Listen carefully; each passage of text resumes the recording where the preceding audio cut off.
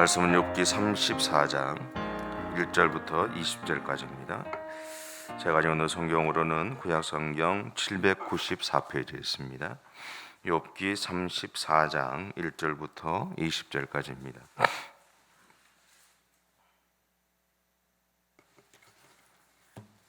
다 찾으셨죠? 네, 우리 함께 봉독하겠습니다. 엘리후가 말하여 이르되 지혜 있는 자들아 내 말을 들으며 지식 있는 자들아 내게 귀를 기울이라. 입이 음식물의 맛을 분별함같이 귀가 말을 분별하나니 우리가 정의를 가려내고 무엇이 선하는가 우리끼리 알아보자. 욥이 말하기를 내가 의로우나 사람이 내 의를 부인하였고 내가 정당함에도 거짓말쟁이라 하였고 나는 허물이 없으나 화살로 상처를 입었노라 하니 어떤 사람이 욥과 같으랴. 욥이 비방하기를 물 마시듯 하며 악한 일을 하는 자들과 한패가 되어 악인과 함께 다니면서 이르기를 사람이 하나님을 기뻐하나 무익하다 하는구나.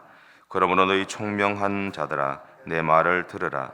하나님은 악을 행하지 아니하시며 전능자는 결코 불의를 행하지 아니하시고 사람의 행위를 따라 갚으사 각각 그 행위대로 받게 하시나니 진실로 하나님은 악을 행하지 아니하시며 전능자는 공의를 굽히지 아니하시느니라.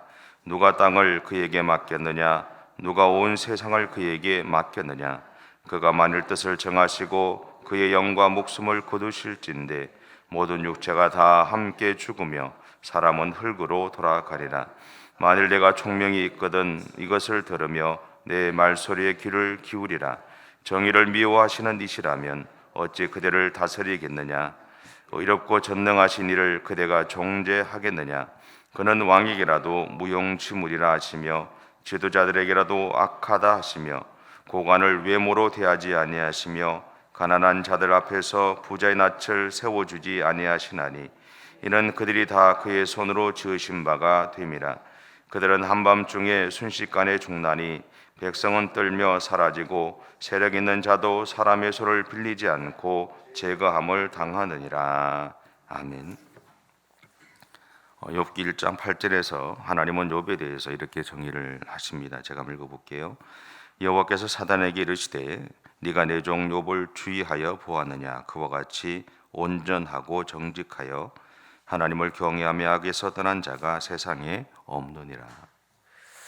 그리고 욥기 1장 9절과 10절에 보면 사단은 욥이 이렇게 살아가는 것은 하나님에게 책임이 있다라고 말을 해요. 제가 읽을게요. 사탄이 여호와께 대답하여 이르되 욥이 어찌 까닭 없이 하나님을 경외하리이까?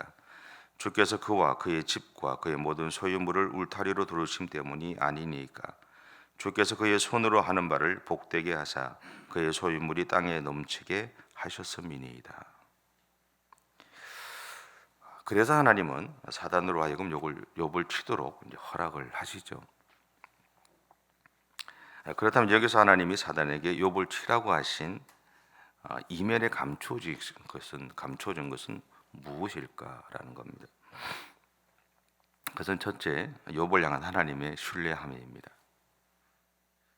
그래서 둘째는요, 어떤 어려움이 생긴다고 해도 욥이 어려움에 무너지지 않고 인내하며 견뎌주기를 바라시는 하나님의 마음이 이 안에 포함되어 있어요.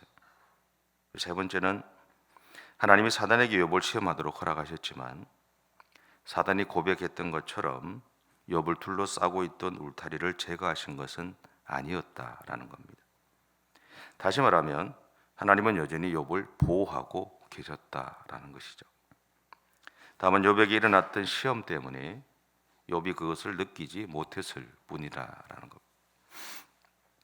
실제로 우리가 가지고 있는 믿음이 시험 앞에서 전혀 힘을 발휘하지 못할 때가 많습니다.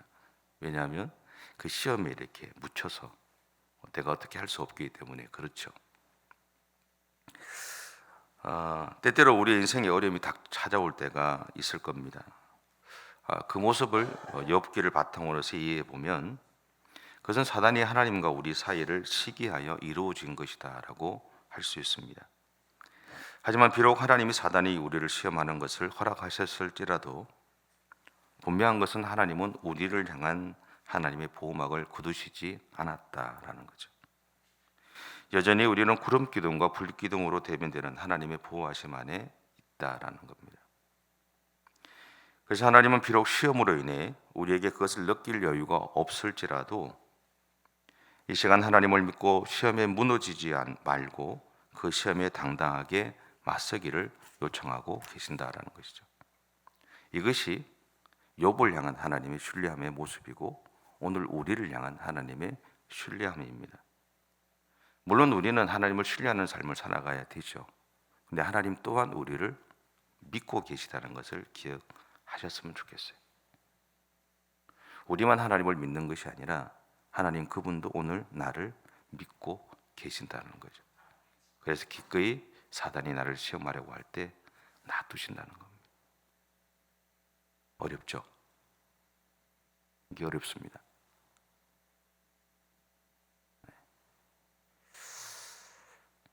그리고 그럼에도 불구하고 분명한 것은요, 하나님이 우리로 하여금 이기게 하신다라는 거죠.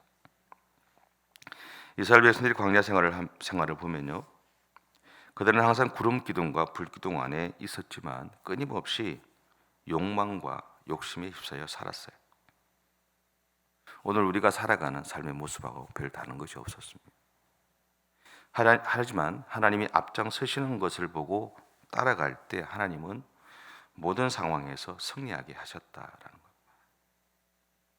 우리가 실수하지 않는다는 것, 우리가 잘못된 길을 가지 않는다는 것이 아닙니다. 그럼에도 불구하고 하나님이 앞장서시는 것을 바라보게 되었을 때 그분을 따라가면 이기게 하신다라는 거죠.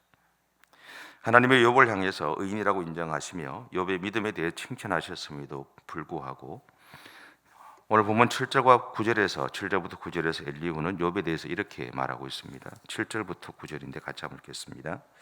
시작.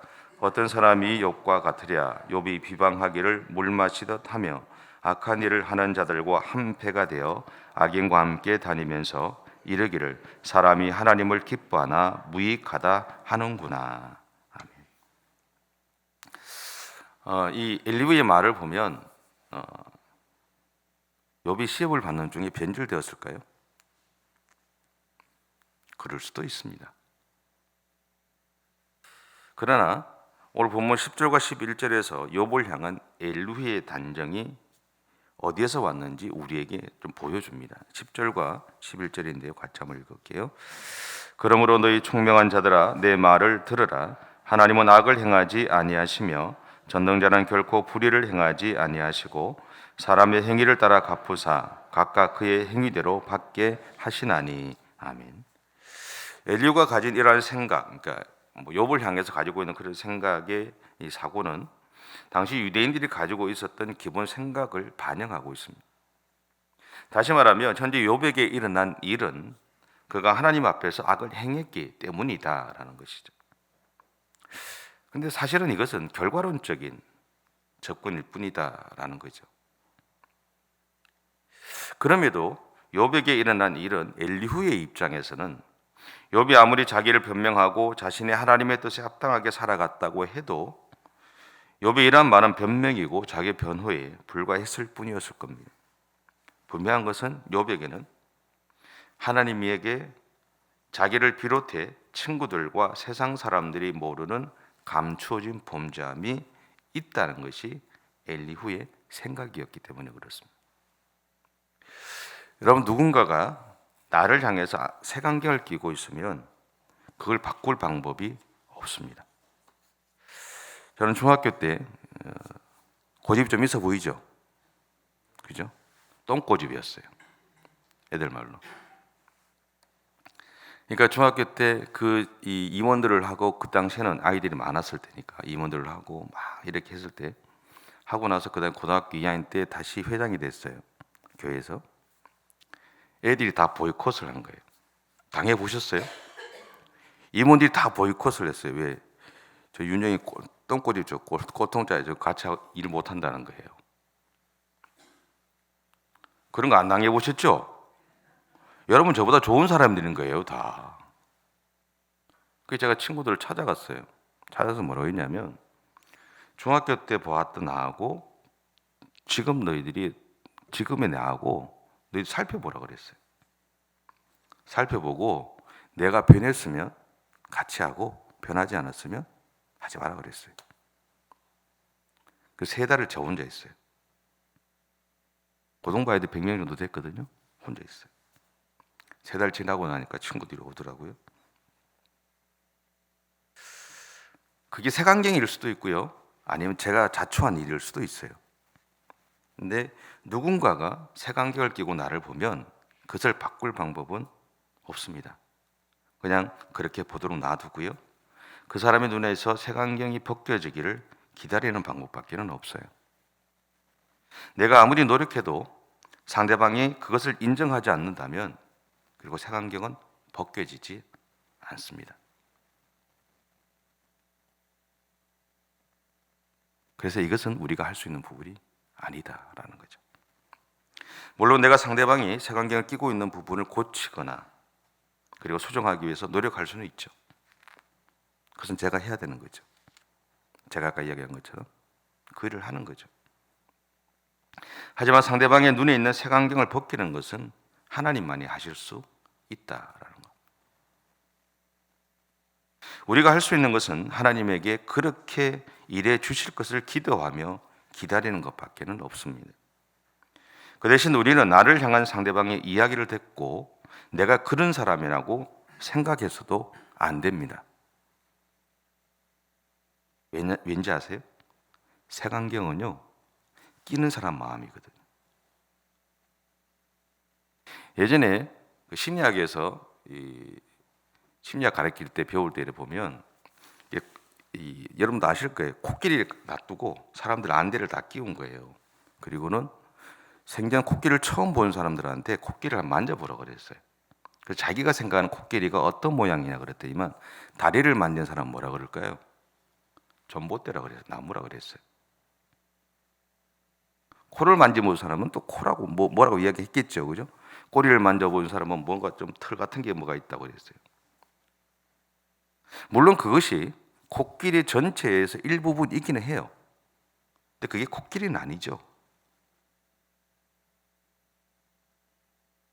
색안경은 끼는 사람이 그 사람의 주관적인 생각으로 가지고 끼는 거예요. 그 이야기는 나를 향해서 색안경을 끼고 이야기하는 사람들이 이야기를 한다 치더라도 그 말은 참고는 하되 내가 그런 사람이라고 받아들이지는 말라는 거죠. 중요한 것은 내가 아니면 아닌 겁니다. 내가 아니면 되잖아요. 그 사람이 오해할 수도 있고요. 그 사람의 말이 참일 수도 있어요. 참이면 고치면 되고 오해하고 있으면 그냥 오해가 풀릴 때까지 기다리면 되는 거예요. 오해 풀린다고 또 찾아다니지 마세요. 그럼 절대로 오해는 안 풀립니다. 기다리세요. 그럼 풀려요. 하나님 앞에 맡기고. 오늘 엘리후의 이야기를 보시면 욥에 대해서 오해하고 있죠. 욥에 대해서 오해하고 있어요. 욥이 언제 하나님에 대해 대항했어요? 그런 거 없어요. 아니 내가 어려움을 겪어서 하나님한테 내가 몇 마디 했다고 그게 대항한 거예요? 여러분 지금까지 살아가면서 기도하면서 한 번도 대항 안 해봤어요? 하나님께서 원망 안 해보셨어요? 그게 하나님 보셨을 때 대항한 거라고 생각하시겠어요? 그렇잖아요. 대항한다는 것은요, 반대편에 선다는 것을 이야기해요. 대적자가 된다는 거죠.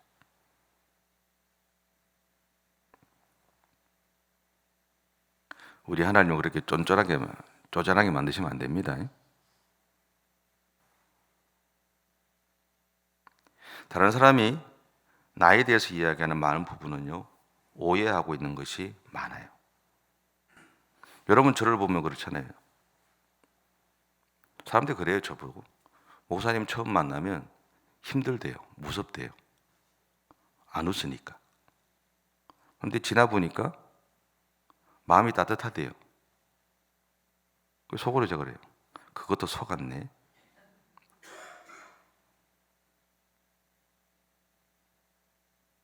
여러분은 그 보이는 대로 얘기하는 거잖아요. 근데 내 마음은 모르시잖아요. 전화 받을 때, 전화할 때 좀 딱딱하게 받으면 목사님 왜 갑자기 딱딱하게 받으세요? 그래요. 아, 딱딱하게 받을 수도 있지요. 기분이 좋을 때도 있고 나쁠 때도 있잖아요. 근데 우리는 그렇게 받으면 뭐라 그래요? 오해한 게 내가 싫어졌나? 나한테 뭐 불만 있네 이렇게 생각하는. 그게 오늘 엘리후가 욥에 대해서 표현하는 거예요. 그리고 오늘 우리의 삶의 현실에서 우리가 늘 겪고 살아가는 모습입니다. 그거 바꿀 수 있는 방법은 없어요. 물론 나는 노력하시죠. 노력하는 건 내가 할 수 있는 겁니다. 그 대신 사람의 생각이나 시선에 너무 집중하지는 마세요. 오히려 하나님을 향해서 여러분의 눈을 두시고 하나님을 바라보시면서 그렇게 믿음의 삶을 살아가십시오. 여러분이 가지고 있는 어려움들, 문제들 하나님께 맡기세요. 맡기시고 그리고 그렇게 하나님 바라보시면서 오늘 또 믿음으로 살아가는 저 여러분의 삶이 되시기 바랍니다. 기도하겠습니다. 사랑의 주님, 감사합니다. 우리를 사랑해 주셔서 감사합니다. 그 사랑 가운데 늘 거하고 항상 하나님의 손을 붙잡고 살아가는 우리의 삶이 되어줄 수 있도록 하나님 인도해 주옵소서. 주님, 하나님과 함께함이 기쁨이 되기를 원합니다. 하나님과 함께 살아가면서 행복함이 가득히 채워지기를 원합니다. 하나님과 함께 걸어가는 그 걸음들이 즐겁기를 원합니다. 오늘 하루도 하나님 안에서 그렇게 행복하고 즐겁고 기쁘고 그 은혜들을 늘 누리며 살아가는 우리의 삶이 되어줄 수 있도록 하나님 인도해 주시옵소서. 감사드리며 예수님의 이름으로 기도드립니다. 아멘. 하늘에 계신 우리 아버지, 아버지의 이름을 거룩하게 하시며 아버지의 나라가 오게 하시며 아버지의 뜻이 하늘에서와 같이 땅에서도 이루어지게 하소서. 오늘 우리에게 일용할 양식을 주시고 우리가 우리에게 잘못한 사람을 용서하여 준 것 같이 우리 죄를 용서하여 주시고 우리를 시험에 빠지지 않게 하시고 악에서 구하소서. 나라와 권능과 영광이 영원히 아버지의 것입니다. 아멘.